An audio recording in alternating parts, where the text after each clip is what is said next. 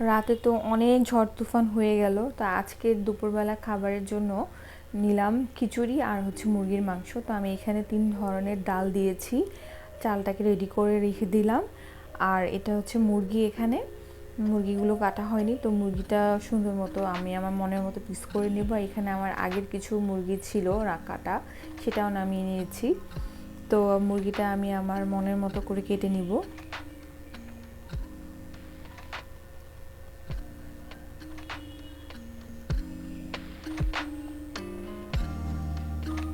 ছুরি দিয়ে কাটতে আমি বেশি স্বাচ্ছন্দ্য বোধ করি, তো ছুরি নিয়েছি।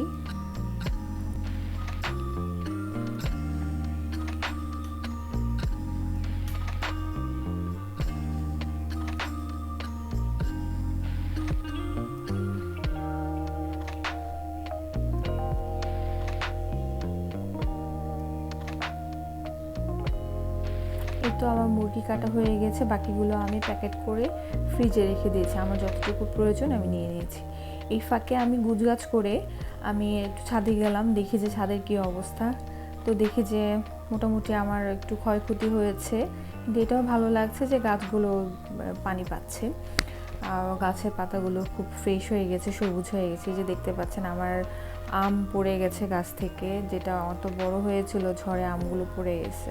তো আমের এই গাছে আমার অনেকগুলো পুদিনা গাছ বুনেছিলাম, তো কিছু পুদিনা আমি উঠিয়ে নিলাম, পরিষ্কার করে দিলাম গাছটাকে, যাতে গাছটা একটু শক্তি পায় এর জন্য।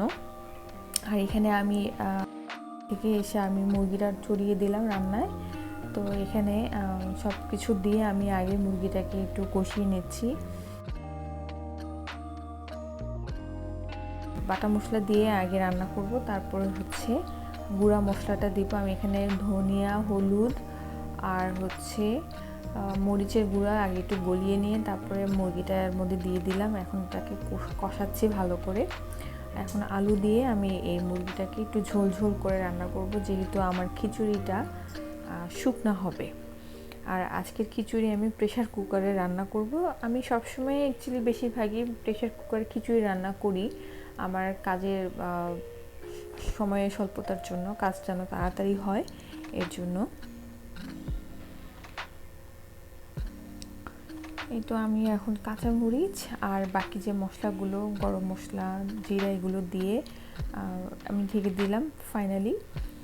তারপর আমি খিচুড়িটা বসিয়ে দিব। এখন প্রেশার কুকারে আমি সমস্ত কিছু ময় মশলা যা যা খিচুড়িতে দেওয়া যায় সেগুলো দিয়ে ভালো করে কিছুক্ষণ কষিয়ে নিয়েছি, তারপর ভাজা ভাজা করেছি। তারপরে সেটাকে পানি দিয়ে এখন প্রেশার কুকারের ঢাকনাটা আমি ঢেকে দিচ্ছি।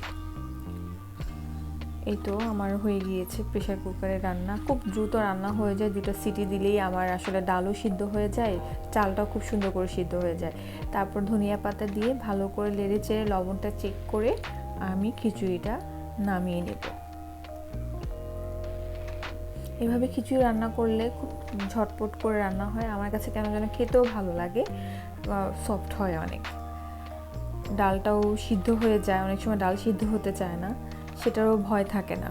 2টা সিটি দিলেই খিচুড়ি রান্না হয়ে যায়।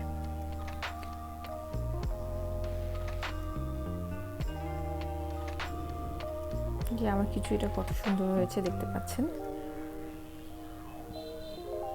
এই তো আমার আজকের খাবারের ফাইনাল লুক। এখানে খিচুড়ি, লেবু কেটে নিয়েছি, শসা আর হচ্ছে মুরগির মাংস।